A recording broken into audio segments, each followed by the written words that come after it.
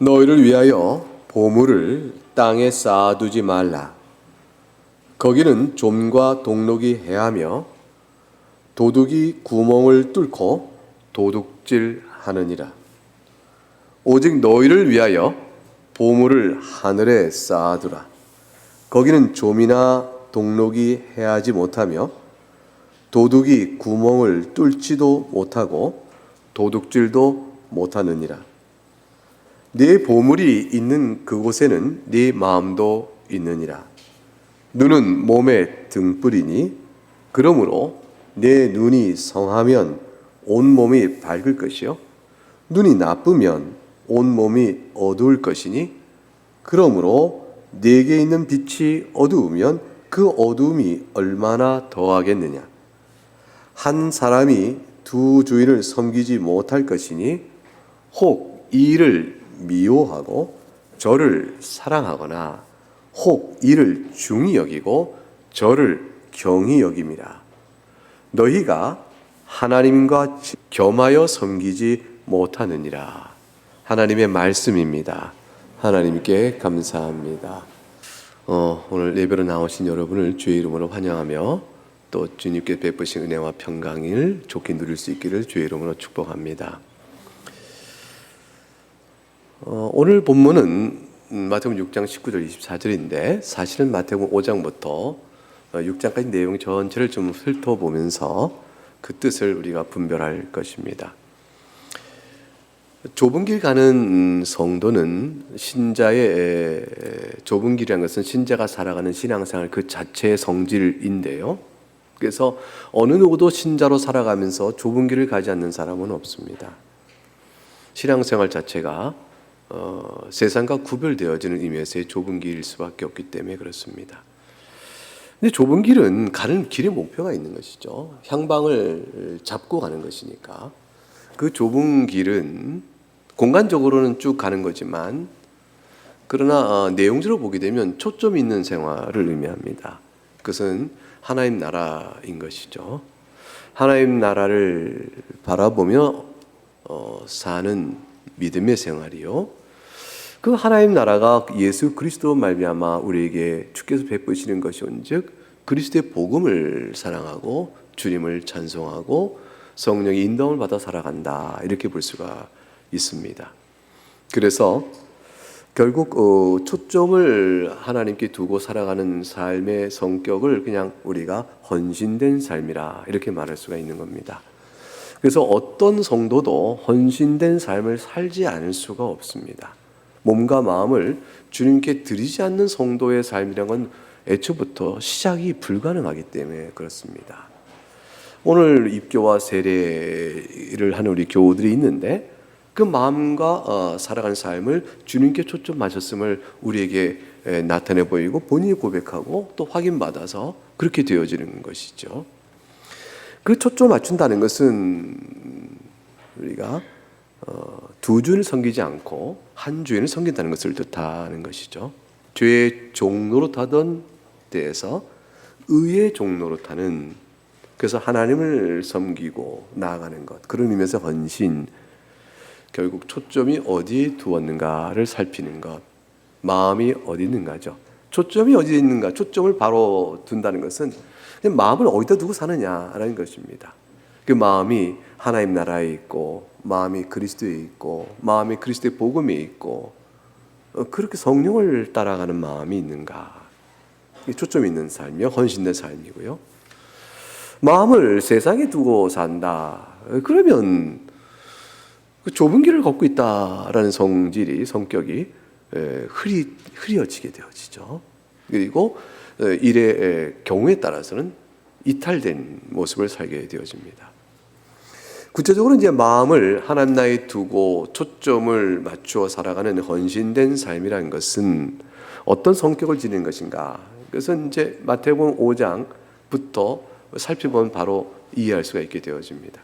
마태복음 5장을 한번 열어보겠습니다. 마태복음 5장, 6장, 7장은 산상수훈이라 하여 예수님께서 산에 오르시다 가르친 그 복된 교훈의 말씀이 집약되어 있는 요체 중에 요체이지요. 그러나 이것을 이해한다는 것은 신구약 성경 전체 속에 담겨있는 복음의 말씀을 아는 것과 같이 연결되어 갑니다. 우선 5장에 시작하면 3절부터 시작해서 10절까지 우리가 팔복이다 하는 내용이 나옵니다. 심령이 가난한 자는 복이 있다. 애통하는 자.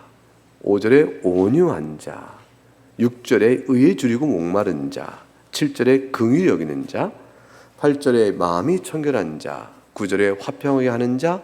10절에 의를 위하여 박해를 받은 자. 이렇게 쭉 한 신앙인의 모습이 드러나고 있습니다. 이 모든 모습은 왜 심령이 이렇게 물어보는 거죠? 가난할까? 왜 애통해 하는 거요? 당신은 온유함이 어디서부터 오는 것입니까? 의에 줄이고 목말라하니 그것이 뭐라고 줄이고 목말라 할 만큼 갈망합니까? 긍휼히 여기다니 긍휼이 없는 세상에 당신의 긍휼히 여기는 마음은 어디로부터 오는 것이죠? 마음이 청결하니 깨끗한 한 가지 마음으로 주님만을 바라보는 신앙의 모습, 화평케 하고 다툼 있는 곳에 화평을 열어줘요.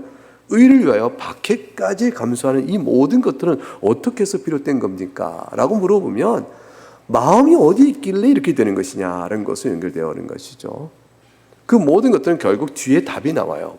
이런 자가 누리는 복이 무엇일까? 3절에 천국이다 되어 있고 4절에 위로를 받는다.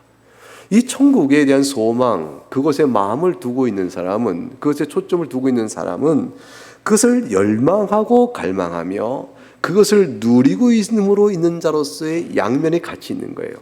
갖지 못해 갈망하는 것이 아니고 그것을 갖고자 갈망하였는데 주어졌음으로 인해서 너무 기쁘고 그것의 소중함과 복됨 때문에 자신이 그것에 이를 만한 처지가 되지 못한 사실로 인해 은혜를 깨닫게 되어지면서 나오는 여러 가지 심령의 다양한 측면을 8가지 설명해 주고 계신 것이죠. 그러니까 천국은 말이에요. 소유했으니 됐다라고 이렇게 지배하는 관계가 아니에요. 천국을 가짐으로 인해서 천국이 내 안에 실현되는 기쁨에 계속 샘솟는 걸 느끼게 되어지지 일종의 소유 대상 단순한 물체적 소유하고는 전혀 다른 것입니다. 천국의 다스림 안에 있는 것, 그게 천국을 갖는 것이고 천국의 교훈에 따라 그것을 더욱더 그 천국을 사모하는 것이 천국 안에 있는 자예요. 이 천국은 가졌으나 사모합니다. 가졌으나 사모합니다. 그래서 소유자가 소유된 물건에 지배력을 행사하는 것이 아니고 천국은 내가 가졌으나 천국에 내가 소유되어집니다. 관계가 그렇게 되어지는 것이죠. 따라서 천국은 가졌으나 갈망하게 되고 갈망하는 만큼 누리게 되어지고 그렇게 되어집니다. 그러므로 심령이 가난한 자는 복이 있나니 천국이 그들 것이며 마치 심령이 가난하면 조건이 되어 천국이 저들에게 주어진다는 것처럼 보이지만 그러나 천국이 저들에게 주어졌음에 심령이 더욱더 가난하여 그 나라를 사모하게 되는 이 상관관계가 같이 이루어지는 영적 성격을 갖게 됩니다. 초점이 하나님 나라에 있지 않은 사람은 이런 팔복의 모습이 나타나지 않습니다. 초점이 하나님께 있는 사람은 하나님을 뵙기를 바라고요.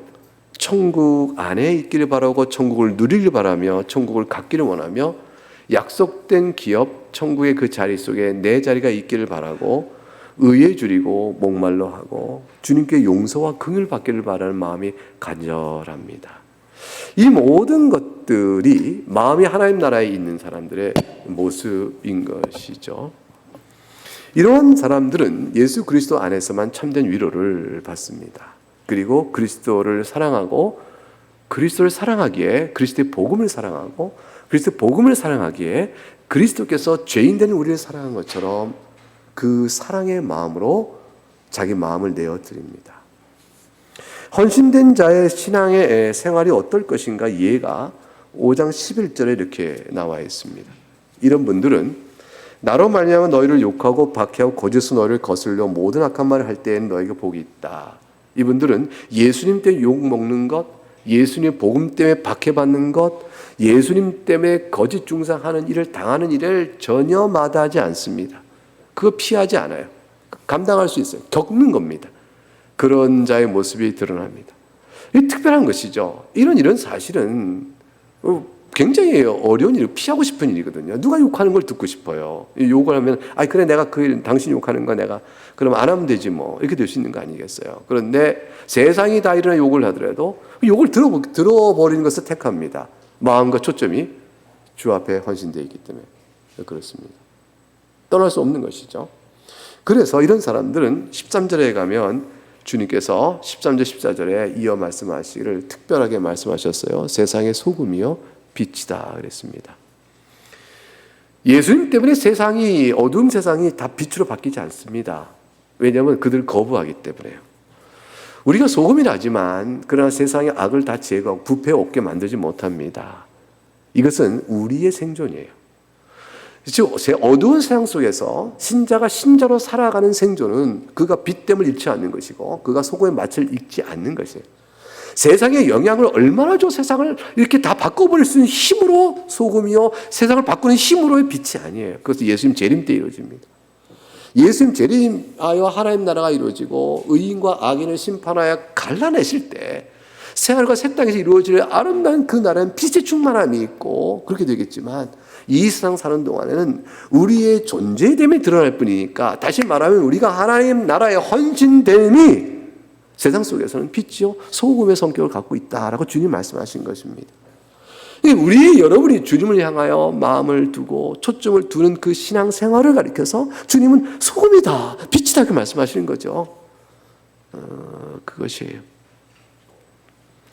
그래서 5장 16절에 가니까 세상에 대비하여 이런 것은 착한 행실이라 그랬습니다. 이 착한 행실은 성령의 인도함을 따라 살아가는 것이죠. 죄를 회개하고 주의 교훈을 따라 살아가는 것. 옛사람을 벗고 새 사람대로 살아가는 삶의 모습이 착한 행실로 드러나니 세상도 그거 보고 의아히 여기게 되어집니다. 왜냐하면 좀 다르거든요. 그 차이 때문에 말이죠. 그래서 5장 20절에 가니까 급기야 이렇게 되어 있죠. 같이 읽어봅니다. 5장 20절 시작. 내가 너에게 이르노니 너희 의의가 서기관과 바리새인보다 더 낫지 못하면 결코 천국에 들어가지 못하리라. 그래서 주님께서 두 개의 의를 비교하셨어요. 바리새인의 의, 그 다음에 뭐죠? 너희의 의. 도대체 뭐가 다를까? 바리새인들과 서기관들은 경건을 위한 나름의 노력을 한 사람들, 종교적 특성이 굉장히 강한 사람들입니다. 그런데 그들보다 더 나은 일이라는 게 도대체 뭘까? 쉽지 않은 일입니다. 저들이 엄격히 살아온 절제와 종교적 규칙에 대한 복종의 그 노력은 대단하기 때문에 사실 쉽지 않죠.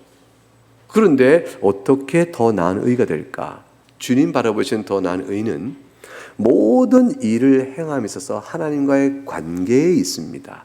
하나님과의 관계 안에서 고백되어지는 내면적 성질이 있습니다. 그 내면 성질이 어떤 것일까? 5장 22절 가면 헌신은 도대체 어떤 성격을 갖는 것인가를 잘 말해준 이해인데요. 5장 22절 가니까 형제에게 노하는 자마다 심판, 형제를 대하여 라가라는 자, 미련한 놈이다. 여러분 형제를 향하여 화를 냅니다. 노를 안 풀어요. 그리고 증오하고 분노의 마음을 풀지 않습니다.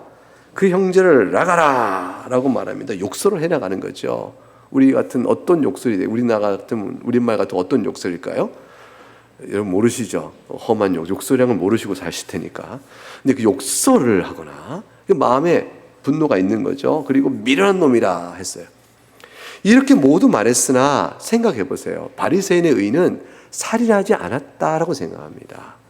이게 무슨 살인이냐? 살인한 죄는 범하지 않았다. 그러나 주님은 그렇게 말하는 의는 살인하지 않았다는 의를 지키는 것이 아니다. 이 또한 이미 살인죄를 범한 것이라고 주께서 평가하세요. 왜냐하면 내면적인 마음속에 다를 바 없기 때문에 그렇죠. 뿌리가 같기 때문에 그래요.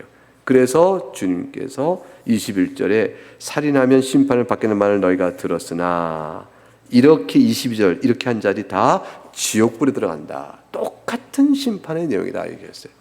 헌신하는 것은 주님께 초점을 맞춘다는 것은 하나님의 은혜에 감사하여 그의 교훈에 따라 내 마음을 바꿔드리는 거예요.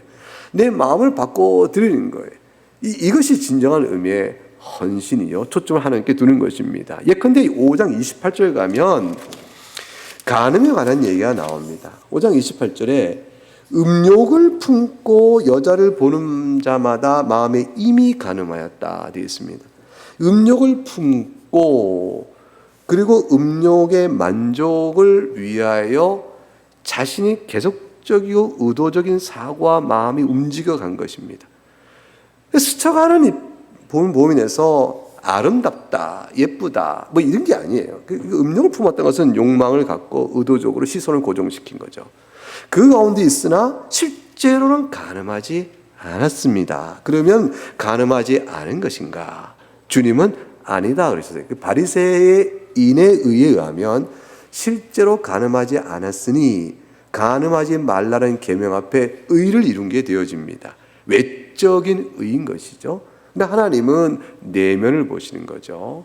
그리고 이미 이런 마음을 가진 것도 간음이니라. 다를 바가 없다 그러셨어요.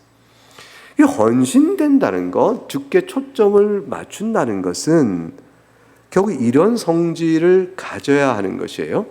그러니까 무슨 얘기냐면 이어지는 말씀 5장 37절에도 옳다 아니라 하라. 타협과 뭉기면서 적당하게 애매하게 말하지 마라 그러셨어요. 5장 39절에 악한 자를 대적하지 않고 오른뺨을 때리면 왼편을 돌리라. 도대체 이런 일들이 어떻게 가능할까요?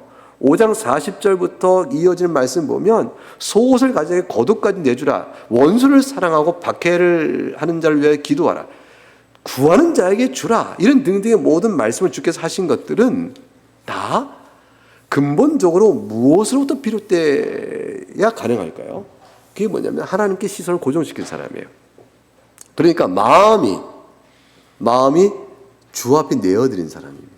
마음을 주 앞에 내어드리는 헌신이 아니면 이런 일들이 우리 안에 나타나지 않아요. 열매가 안 나옵니다. 그러니까 거꾸로 물어보는 것이죠. 바리새인에게는 당신들은 왜 그렇게 행합니까? 어떻게 살인도 하고 간음도 하고 이렇게 잘 했습니까? 그 주의 계명이니까 그렇겠지 라고 말하지만 속은 무덤 속에 더러운 것들이 가득한 거예요. 주님은 더러운 우리 마음에 이 정욕으로 얼그러진 더러운 것들이 그리스도의 용서로 인하여 새롭게 되어지는 마음을 따라가야 한다라고 말씀하신 거죠. 그게 좁은 길을 가는 자의 헌신이에요. 그래서 옛사람을 벗어버리고 새사람을 입어가는 것, 죄를 회개하고 주의 교훈에 비춰 자기 마음을 정결케 나가며 주 앞에 내어드리는 것, 이렇게 나가는 마음의 움직임이 주께 보실 때 인정할 만한 헌신들인 것이고, 이런 내면을 보고 신앙이 있다 이렇게 보시는 거예요. 네가 나에게 네 마음을 주었구나 이렇게 보시는 겁니다. 그러니까 바리새인의 의는 하나님 나라에 합당하거나 어떤 자격이 될 만한 가치가 없는 것들이에요. 그러면 바리새인보다 더 나은 의를 우리 가운데 찾는다면 주 앞에 내어드리는 마음이요, 받은 바 은혜 때문에 작동하는 새 사람의 마음이라면 그 사람의 마음이 강한 음욕을 갖고 계속 고정시켜 바라보면서도 심령에 나는 가늠하니까 괜찮아라는 마음에 이 심령의 평안함을 가질 수가 없습니다. 형제를 향하여 집요한 분노와 미움의 마음을 계속 고정시켜 있으면서도 나는 살인죄를 지하지 않았어라는 평안한 마음을 절대 못 가져요. 탐욕과 어그러진 마음을 가지고 여러 측면과 대상을 해야 그 마음을 계속 작동시키면서도 나는 하나님의 계명을 읽을 때마다 나는 이 죄도 범하지 않고 이 죄도 범하지 않았고 이것도 내가 지켰고라고 할 만한 평안한 마음을 아무도 못 갖는다 그 말이죠. 주님 바로 그 부분을 얘기하시는 거예요. 실제 마음을 내어드린 자는 마음이 달라져요. 변화가 생겨요. 그래서 형제를 향하여 나가라 욕설을 퍼문 자기 입을 주 앞에서 회개하는 마음을 갖게 되어지죠. 그러면서 회개를 통해서 심령에 주께 주신 위로와 평안을 다시 찾아가는 거죠. 그래서 이게 거룩한 성화의 모습을 일구하게 되는 거죠. 성화의 과정은 헌신된 자에게 주시는 은혜로 인해 형성되는 마음의 변화여 성품이 되어집니다. 이 그리스도를 닮아가는 것이라 이렇게 얘기할 수 있겠습니다. 그리고 5장 48절에 그러므로 하늘에 계신 너희 아버지의 온전하신 같이 너희도 온전하라 이렇게 말씀하셨죠. 이런 자는 우리 힘으로 되는 것이 아니니까 죄인들 우리가 어떻게 이기게 되겠어요? 용서의 은혜를 경험치 않으면 불가능한 것이죠. 우리가 외적인 의에 만족하지 않고 내면을 돌아보는 일, 주님은 이것을 사랑하는 교인에게 반드시 각성케 하십니다. 이제 어려서부터 이제 믿음의 가정에 태어나서 종교 생활이 익숙해져 있는 사람에게 있어서는 믿지 않는 집안에 태어나서 함부로 살다가 예수를 믿게 된 사람과 달리 뭐 그렇게 회개할 게 많은가 이렇게 생각할 수가 있어요. 뭐 늘 신앙생활에 따라 예배 나왔고 또 일정한 규칙과 모범에 따라 살아온 가정 분위기였고, 그러니까 불신자의 가정에서 임의로 살다가 주 앞에 돌아온 자는 주 앞에 회개도 할 때 그 회개를 난 저때 뭘 그렇게 회개할까 싶을 수가 있습니다. 주님은 한번 그걸 깨시죠. 그 마음에 죄악된 부분을 끌어내셔서 그걸 깨십니다. 보게 하십니다. 내면에 자기 의의가 외적인 의의가 종교적 허식이요 바리새적인 의라는 것을 깨버리시고 누구나 할 것 없이 자기 죄됨을 주 앞에 내어놓고 엎드리게 하십니다. 입교라는 것은 그 과정이에요. 신앙 안에 곱게 잘 자라온 아름다운 형편 안에서 스스로 자신이 신앙을 고백한다는 것은 부모의 신앙 안에 보호 아래 살아온 삶의 환경에도 불구하고 본성상 자신이 죄인이라는 사실을 깨달아 예수 그리스도 외에는 소망이 없음을 내놓고 내가 그걸 믿나이다, 내가 그 은혜를 붙잡습니다 라고 나올 때 우리가 그 입교의 예식을 칠 수 있는 거죠. 따라서 세례교인이나 입교교인이나 동일한 신앙 고백과 기초 위에 서 있게 되는 것입니다. 이것은 핵심인 것이죠. 그러면 마음속에 형성되는 것은 성령에 따라 살아가는 새 사람을 입어가는 마음이니 그것이 내면적 의요 바리새의 의인과 구별된 의가 되어집니다. 이 의는 우리를 결코 구원에 이르게 하지 못합니다. 왜냐하면 그 의는 한없이 부족하고 연약하기 때문에 그래요. 시작이기 때문에 그래요. 항상 우리의 시작인 것이죠. 온전케 되어지 못했기 때문에 끝이 없어요. 이 땅 사는 동안 완결이 없습니다. 이 땅 사는 누구도 온전한 성화를 못 이룹니다. 따라서 성도의 삶은 계속된 시작이에요. 오늘 또 새롭게 한 주 동안 내가 다시 새롭게 주님의 도우심을 입어 다시 새롭게 이 주의 도우심을 끊임없이 붙들고 나가는 것이죠. 뻔뻔하다가 아니고 계속 새롭게 붙드는 것이에요. 날마다 주신 주의 은총이 아침마다 새로운 거예요. 긍휼이 새로운 것이죠. 그래서 항상 새로운 시작을 해나가는 성도의 삶이 우리 가운데 줄기 잡아 이끌어가게 되어집니다. 이게 내면적 의죠. 따라서 이것은 우리를 구원할 만한 공로는 못 세우는 거예요. 그 누가 세워요? 예수 그리스도의 의인 거죠. 따라서 바리새인보다 더 나은 의가 있어야 천국 간다 할 때는 그리스도의 의를 덧입는 것이요. 그래서 의를 덧입는 자에게 나타나는 의의 모습이라는 것은 외적 의가 아니라 내면적 의다라고 할 것입니다. 이것이 바로 성화적 의인 것이죠.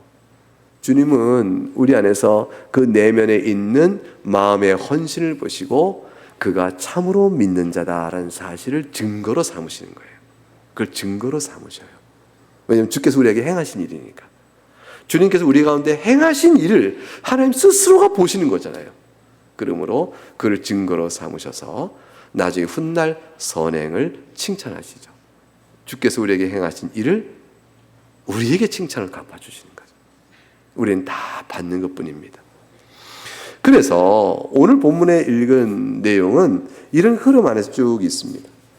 이런 흐름 안에서 결국은 은혜 아래 사는 자가 초점을 어디다 두고 사는 것인가 라고 말하며 특별히 6장 오늘 19절에 가게 되면 재물과 관련하여 헌신의 또 다른 측면을 말씀하십니다. 19절은 우선 내용이 어렵진 않죠. 너희를 위하여 보물을 땅에 쌓아두지 말라 하셨습니다. 그리고 20절에 마음을 하나님께 내어드리라 하는 말씀으로 너희를 위하여 보물을 하늘에 쌓아두라 이렇게 구별 대조를 하셨습니다. 그리고 말씀하시기를 이것은 서로 다르다. 이 차이가 어디냐? 21절 네 보물이 있는 곳에 네 마음도 있다. 그래서 마음의 초점이 땅에 있는 자와 하늘에 있는 자로 나눠 놓으신 겁니다. 그래서 헌신, 즉 마음을 어디에 두고 있느냐를 물어보시고 교훈하십니다. 24절에 가니까 이와 같은 내용은 한 사람이 두 주를 섬기지 못할 것이니 이를 미워하거나 저를 사랑하거나 이를 중히 여기고 혹 저를 경히 여김이니 너희가 하나님과 재물을 겸하여 섬기겠느냐 이렇게 말씀하심으로 인해서 이 둘은 같이 가는 것이 아니요 주인이 누구냐를 말한다. 주인이 누구냐? 너희 마음이 어느 주인에게 있느냐? 네가 어느 주인을 섬기느냐? 다시 말하면 네가 어느 주인에게 헌신되어 있느냐라고 말씀하는 내용이 되어집니다. 땅에 재물을 쌓는 것의 어리석음에 대해서 주님은 이렇게 설명하셨죠.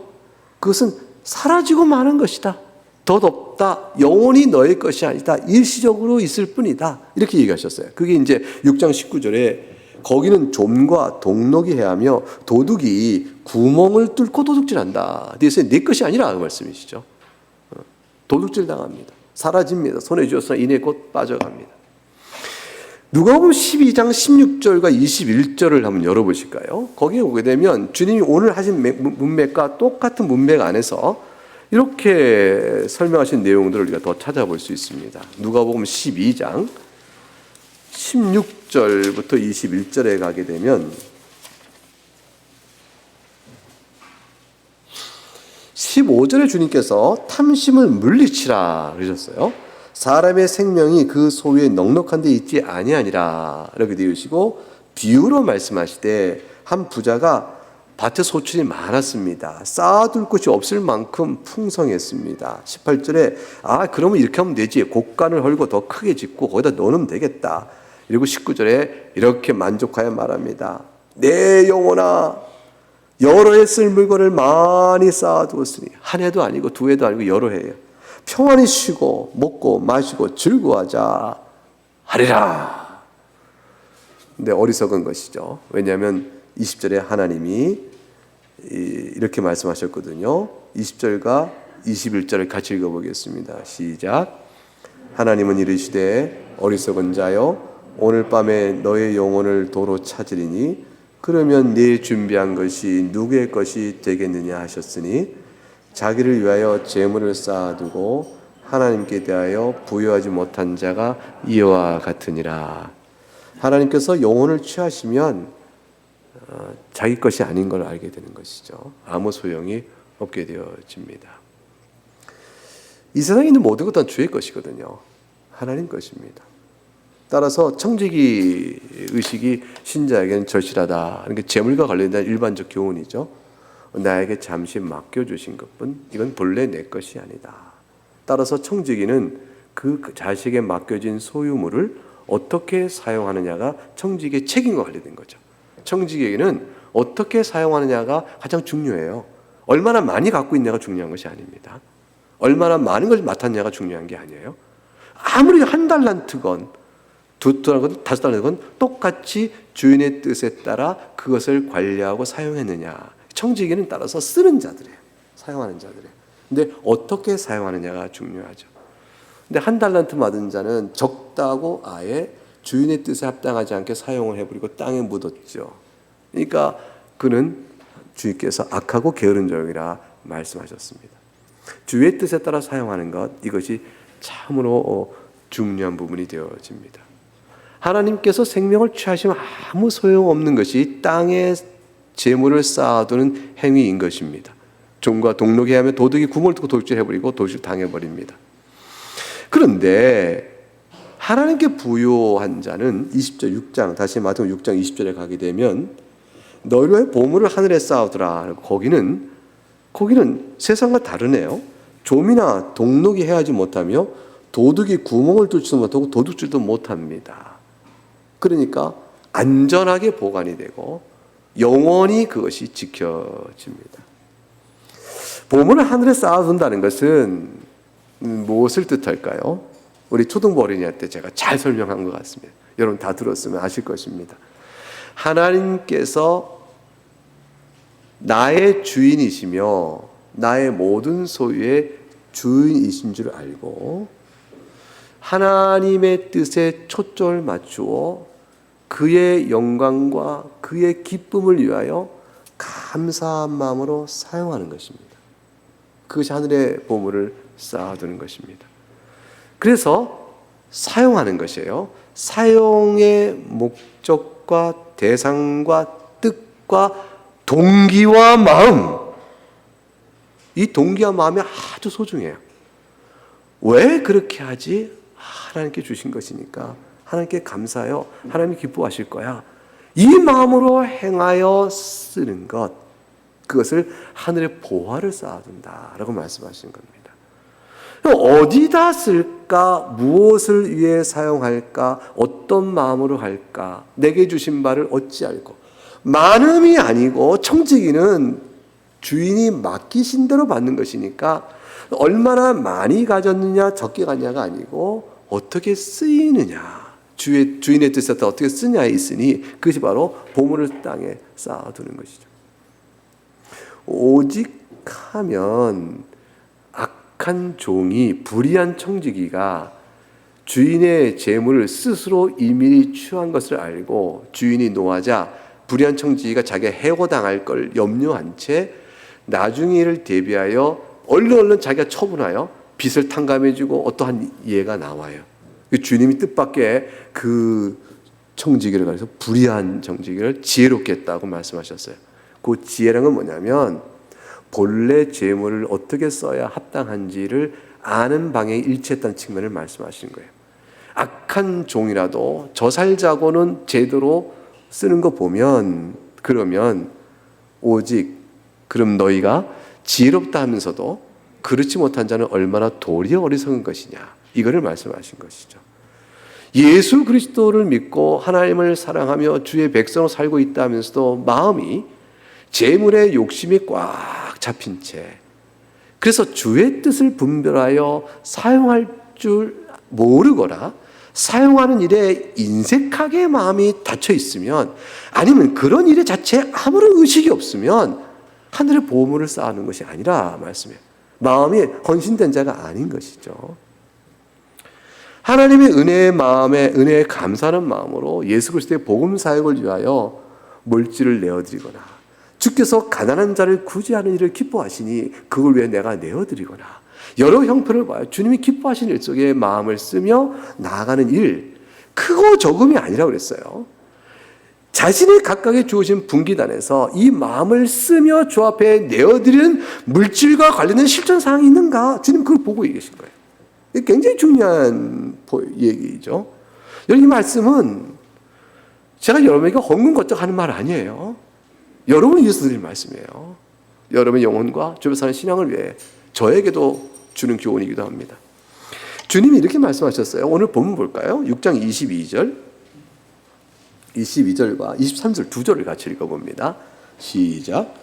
눈은 몸의 등불이니 그러므로 너의 눈이 성하면 온몸이 밝을 것이요 눈이 나쁘면 온몸이 어두울 것이니 그러므로 내게 있는 빛이 어두우면 그 어둠이 얼마나 더하겠느냐. 여러분, 눈이 나쁘면 잘 못 보겠죠. 눈이 안력이 좋으면 잘 보겠죠. 주님이 이 비유를 왜 느닷없이 드셨을까요? 21절에 보문 읽었을 때 마음도 있다. 그 다음에 24절 가면 한 사람이 두 줄 섬기지 못한다. 이게 딱 연결이 되는데 21절과 23절에 눈이 왜 나왔을까? 이게 무슨 뜻일까? 얼른 알 듯 몰 듯 합니다. 근데 굉장히 중요한 포인트를 여기 제시합니다. 눈이 좋다는 건 뭘 의미할까? 눈이 나쁘다는 건 뭘 의미할까? 그거 관련하여 마음을 재물과 관련해서 마음을 땅에 둔다 하늘에 둔다의 차이가 벌어지는 이유와 맞물려 있습니다. 그래서 이 부분이 말씀이 나옵니다. 자, 볼까요? 이 말씀 마태복음 20장 가볼까요? 마태복음 20장 15절에 가게 되면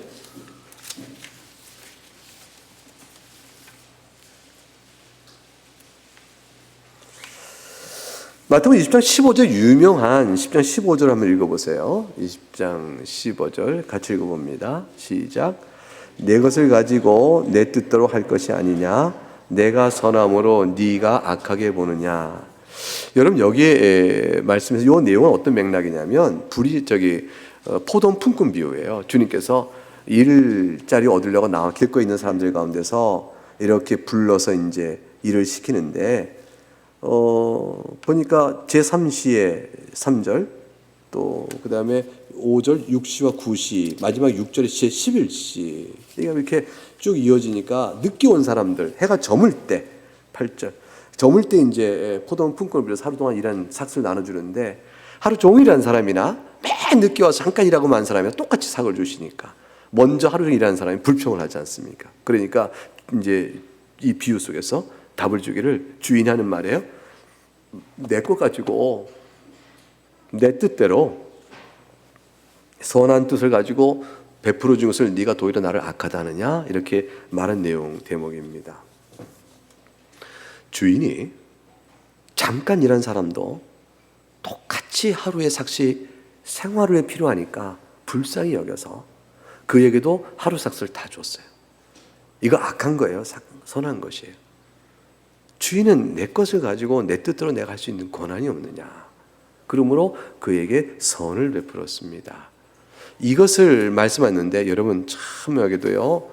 여기서 내가 선하여 은혜 베푸는 것을 네가 악하게 보느냐? 요 악하게 보느냐를 딱 줄치면 이 악하게 보느냐가 아까 봤던 6장 23절에서 눈이 나쁘면 라는 거하고 똑같은 헬라어 원문이에요.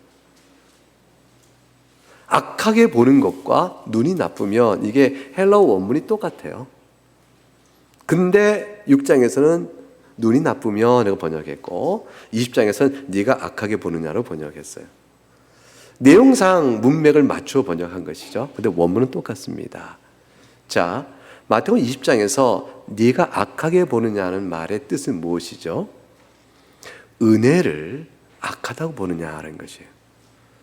은혜를 바르게 보지 못하고 있는 것을 가리켜 말하고 있는 겁니다. 여러분, 우리는 다 포도원 품꾼 가운데 마지막에 불려간 자와 같죠. 아무것도 안 한 채 하루의 삭슬 다 받는 은혜를 입는 자들처럼 우리는 아무것도 주 앞에 드린 것이 없지만 그리스도의 은혜로 천국의 주의 백성으로 들어가잖아요. 이건 마태복음 20장에는 마태복음 19장 맥락 속에서 내가 무엇을 행하여 영생을 얻겠습니까? 라는 착한 한 부자 청년의 답을 주는 맥락 속에서 그가 깨닫지 못한 한 가지 사실을 알려주려고 포도원 품꾼 비유를 주님이 드신 거예요. 그가 깨닫지 못한 것은 뭐냐면 은혜의 원리였습니다. 내가 무엇을 행하여 영생을 얻습니까? 라고 생각한 행함의 순종의 공로로 얻는 천국의 원리를 묻는 자에게 주님께서 말씀해 주신 다음에 20절 그가 깨닫지 못하자 이걸 들어서 은혜의 원리를 설명하신 거예요. 여러분, 구원은 하나님이 철저히 은혜로 가는 것이에요. 용서의 은혜로 가는 것입니다. 이 사실을 바르게 보지 못한 자를 가지고 주님께서 내가 선하면 네가 악하게 보느냐 하는 것이죠. 세상이 만약 그리스도의 복음을 폄훼하고 조롱한다면 그것은 바로 주의 선하신 은총을 악하게 보는 것과 똑같은 거예요. 왜 그럴까요? 눈이 나빠서 그런 거예요. 눈이 나빠서. 눈이 나쁘다는 것은 한 가지예요. 은혜의 사실을 은혜로 바르게 보지 못하는 것, 그게 눈이 나쁜 겁니다. 눈이 좋은 건 뭘 의미합니까? 하나님의 은혜를 은혜인 줄 바르게 알고 감사하는 눈길, 그게 바로 은혜, 눈이 좋은 것이에요. 그게 마태복음 6장에 주님이 그 표현 그대로 갖고 오시는 거죠. 마태복음 20장에서는 너희가 눈이 나쁨으로 내가 선을 행하나 은혜의 원리를 알지 못한 지 나를 악하게 보는구나 이렇게 하신 거고요. 마태복음 6장에서는 너희가 눈이 나쁘면 온몸이 어두우니 은혜에 따라 나타날 행함이 없다.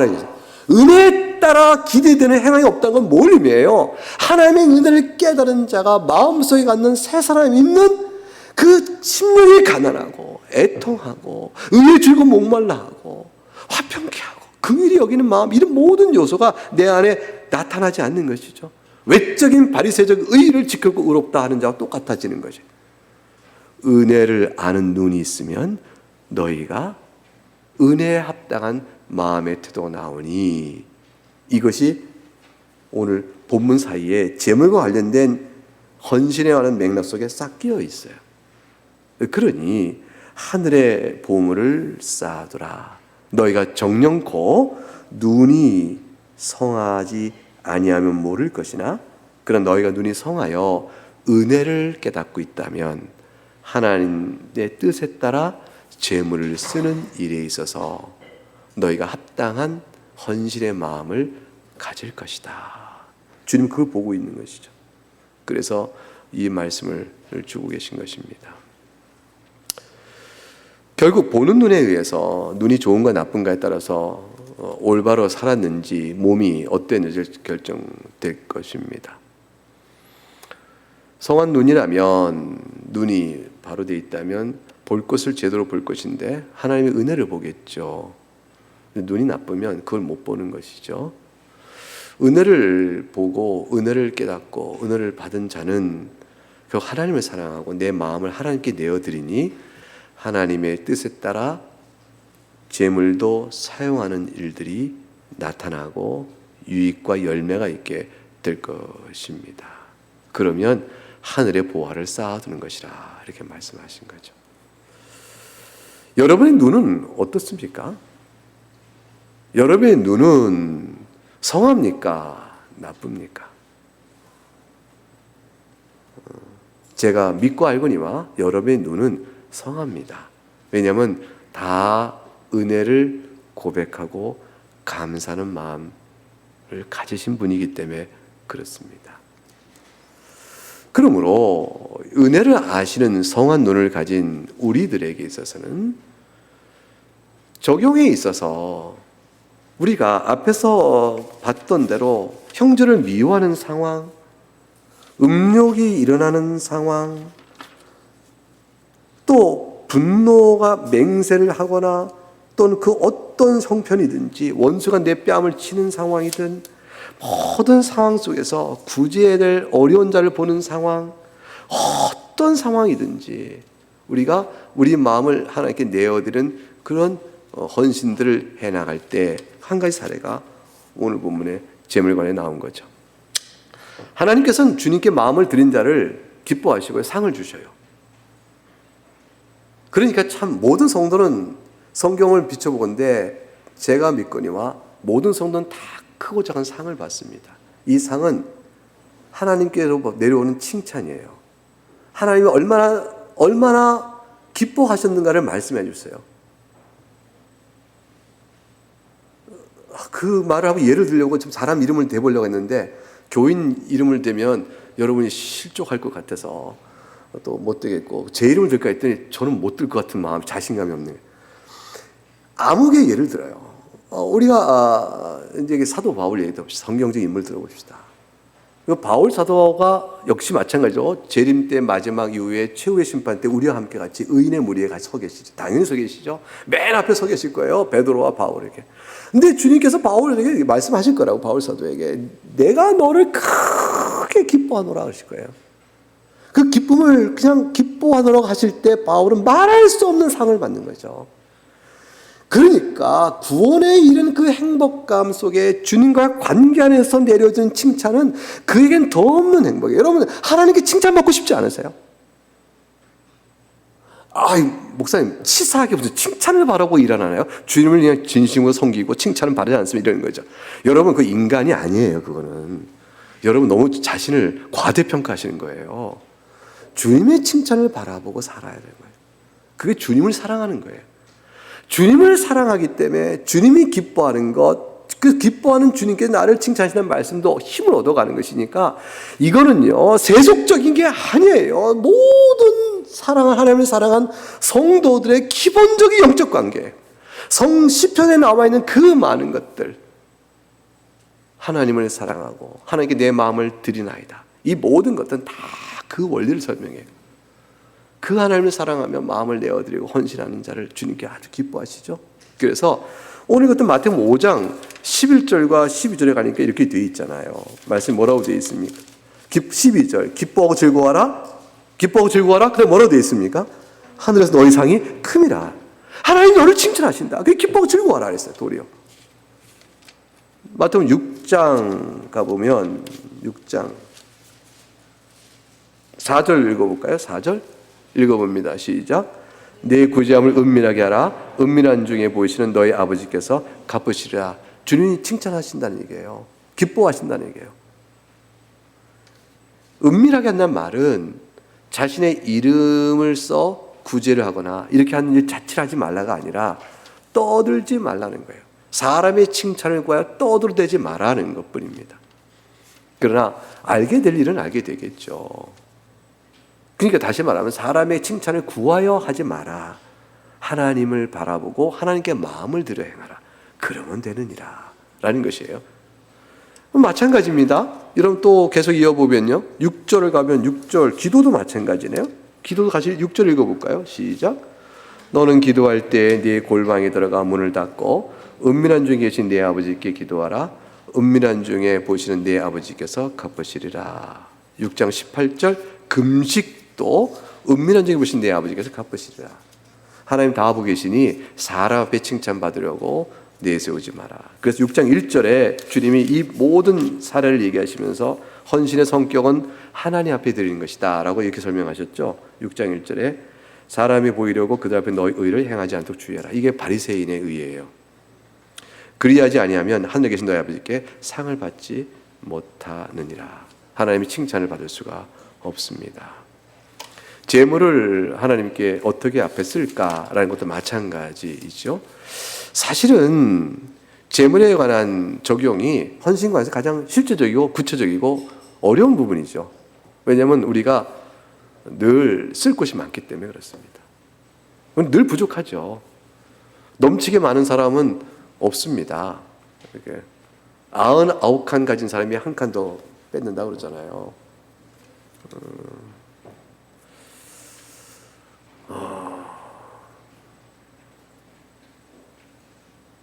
주님은 이제 농사지어 쌓을 것이 없을 때 곡간을 서로 새로 짓고 더 크게 져서 쌓는 것을 얘기하셨지만 곡간이 크기가 없는 게 돈이잖아요.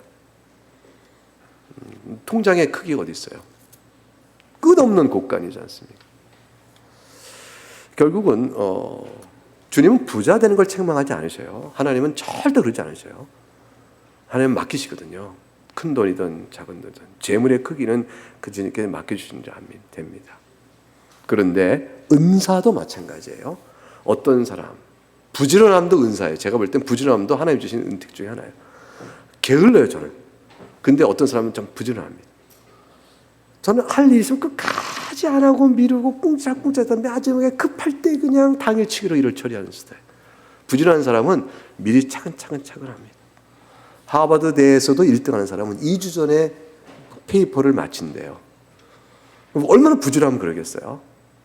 근데 2주 동안은 숙성시킨대죠. 그러니까 항상 좋은 평가가 나오는 거죠. 부지런한 것도 은혜입니다. 모든 건 사실 주어진 상태로 우리가 인생을 살아가는데 제일 중요한 주님 보신 것은 하나님을 사랑하며 성실하기를 원하세요.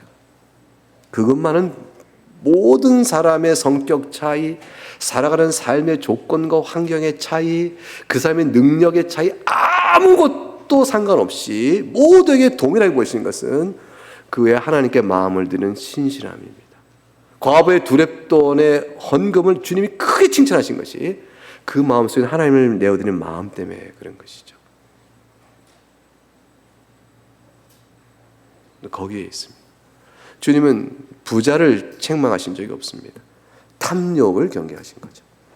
땅에 재물을 쌓아두는 것을 경계하신 것입니다. 그 디모데전서 6장 6절과 10절에 자족하는 마음이 있으면 경건은 큰 이익이 있다. 세상에 아무것도 가져온 것이 없으니 가져가지 못할 것이니 먹을 것과 입을 것이 있으면 족한 줄로 알라. 부하려고 탐욕을 가지면 올무와 시험에 빠지고 어리석고 해오르는 욕심에 빠지니 파멸과 멸망에 빠지게 된다. 그 유명한 말씀. 돈을 사랑하는 것은 일만하게 뿌리가 된다. 여러분 이 말 들으면 억울하죠. 주님 제가 언제 돈을 사랑해요? 먹고 살기 바쁜데요. 겨우겨우 산다고 하고 있다고. 무슨 돈을 사랑해요? 저는 그렇지 않아요. 이 돈을 사랑해요. 이게 무슨 그래서 맞아요. 버는 일에 한계가 있기 때문에 아마 내가 아무리 열심히 노력해 벌어도 쓸 것에 부족할 수 있습니다. 대부분은 그럴 것입니다. 쓰기에 넘치게 버는 사람은 몇 사람은 안 됩니다. 그렇죠? 그래서 우리는 부자에게 돈 좀 이렇게 좀 융통하러 가보면 나 돈 없어 그러잖아요. 왜냐하면 그 사람 쓸 게 많아서 그런가 봐요. 항상 부족한 것 같아요. 그럴 때 이 말이 좀 억울하게 보일 수 있어요. 돈을 사랑하다니 아니에요 주님, 저는 그냥 열심히 할 뿐이에요. 근데 그 반대로 보면요, 버는 것은 그런데 쓰는 걸 보면 어떤가 보면 달라요. 쓰는 주의 뜻에 따라 분별해 쓰는 일에 참 인색하면 돈을 사랑하는 거예요. 주님의 뜻에 합당하고 주님을 기뻐하는, 주님께 마음을 들여 쓰는 일에 인색하다, 없다, 인색하다, 그러면 그것이 돈을 사랑하는 것이죠. 쓰임에 따라 다른 거니까. 적던 많든 어떻게 쓰느냐에 있는 것이거든요. 그래서 헌신에 있어서 좁은 길을 가는 신자의 삶 속에서 2000년 교회사 속에서 성도들은 어떻게 살아왔나 이렇게 한번 생각을 해보면 다 그런 헌신들이 있었어요. 시간을 내어드리고 은사 드리고 마음을 주 앞에 내어드리면서 신앙을 늘 회개하는 초점이 어디 있나 봤더니 외적인 의의가 아니고 내면적 의의였어요. 내면적 상태를 놓고 회개하고 형제를 미워했습니다. 더 사랑하지 못함을 또 이렇게 마음의 괴로움도 갖고 용서의 은혜를 감사하면서 새롭게 살아가고, 그러면서 주의 나라의 복음을 사랑해서 이렇게 교회를 세우는 일도 실천적으로 해왔죠. 교인들이 이제 헌상을 한다. 우리 예배 때 헌상하죠. 예배 설교 마치고 헌상할 것인데 헌상을 준비하는 일 다 그런 마음으로 해온 것입니다. 주일 예배 나오시면서 여러분 올릴 헌금을 준비하시죠. 때론 잊어버릴 수 있겠지만 마음을 놓치면 안 됩니다. 예배로 나온 자가 하나님께 무엇으로 내가 마음을 주께 있습니다 드릴 거 중에 하나가, 그 중에 하나가 예배 나올 때는 물질의 헌신이에요. 주일 예배 나오면서 헌금을 아예 생각 안 하고 있다, 좀 이상한 것이죠. 어떻게 무엇으로 마음을 내어드리고 올까? 반드시 연결돼야 되는 부분입니다. 그러한 성도들의 헌상을 주께서 기쁘게 받으시면서 복음 사역을 이루고 교회를 유지해 왔습니다. 물질의 헌신을 통해서 복음 사역이 이어져 왔고요. 나그네 교회도 지금까지 7년 9개월 됐습니다. 그동안 세워진 동안에 여러분 말도 못하는 교인들의 헌신이 있었어요. 여러분 모르는 교인들도 시작해서 여기 교인들의 헌신이 이렇게 깜짝 놀랄 만한 헌신들을 이렇게 모으면서 이렇게 교회를 세워져 왔습니다. 그러나 그 교인들이 내년 한 해 여러분의 헌신에 대한 물질에 대해서, 헌신과 관련해서, 물질과 관련된 헌신에 관해서 여러분의 계획을 주 앞에 기도하시면서 마음을 들이세요. 얼마만은 내가 주 앞에 헌신을 할까? 주님, 제가 이렇게 물질에 관해서 이렇게 헌신하겠습니다. 시간에 관해서는 제가 이렇게 헌신하겠습니다. 제가 마음을 주께 드는 의미에서 제가 사람과의 관계나 어떤 일의 성격에 대해서 이렇게 마음을 이렇게 쓰도록 마음을 드리겠습니다. 모든 면에 주 앞에 살아가는 헌신의 측면을 하나씩 짚어보는 것이죠. 그것이 우리가 기도할 부분들이에요. 그래서 내가 이번 올 한 해 동안 살아왔던 A라는 분과의 관계는 내가 어떻게 해? 내가 이 직장과 관계는 내가 어떻게 해? 삶의 시간과 노력을 쏟았던 그것은 다 어떻게 해? 내가 마음의 여유는 어떻게 해? 그리고 물질은 또 어떻게 해? 이런 등등을 생각해 보는 것입니다. 교회에 헌금하는 것만을 하나님 뜻으로 말하는 것이 아니에요. 하나님 구제를 참 기뻐하셔요. 복음을 전하는 선교사에게 지원하는 것을 기뻐하십니다. 어떤 형태든가 여러분이 가진 물질을 가지고 헌신된 삶의 한 부분을 적용하여 나타나는 일들을 꼭 하시기 바랍니다. 이것은 여러분이 어떠한 신앙을 갖고 있는가를 보여주는 중요한 표지입니다. 하늘의 보화를 쌓아둔 일, 주의 마음을 기쁘게 할 만한 일들을 가려내어 거기에 물질을 내 형편과 믿음에 따라 인색함 없이 쓰도록 마음을 내어드리는 일, 이것은 여러분의 영적 상황에 대한 중요한 지표가 되는 것이고 그런 것이죠. 오늘 주님께서 오늘 말씀을 쭉 하시면서 이 말씀을 하셨어요. 그리고 맨 마지막에 무엇을 염려하느냐 그랬어요. 다 주께서 너희를 살피고 계시다. 32절 이방인들이 구하는 것이 아니라 너희 하늘 아버지께서 이 모든 것이 너에게 있어야 할 줄을 아시느니라. 그런즉 너희는 먼저 그의 나라와 그 의를 구하라. 그리하면 이 모든 것을 너에게 더하시리라. 내일을 염려하여 마음에 오늘의 실행을 묵지 말라. 내일은 내일 염려하여 오늘의 괴로움으로 족하니라. 이렇게 하셨어요. 하나님 앞에 감사하는 생활은 34절에 자족의 마음이 있는 거죠. 사랑하는 교회 여러분, 여러분의 주에게 마음을 들은 중요한 시간 가운데 오늘의 본문이 굉장히 길게 돼 있어요. 6장 19절부터요 34절까지 전체에 주님 이렇게 길게 말씀하실 리가 없는데 이렇게 길게 말씀하셨어요. 왜 그랬을까? 전 생각해 봤어요. 왜 그러셨을까? 어렵구나. 이게 쉽지가 않구나. 여러 가지 이유들과 우리 마음속에 떠오르는 생각이 많을 거예요. 쉽지가 않구나. 그래서 그렇구나. 그게 어쩌면 올바른 이유인지 모르겠습니다. 예, 찬송하겠습니다.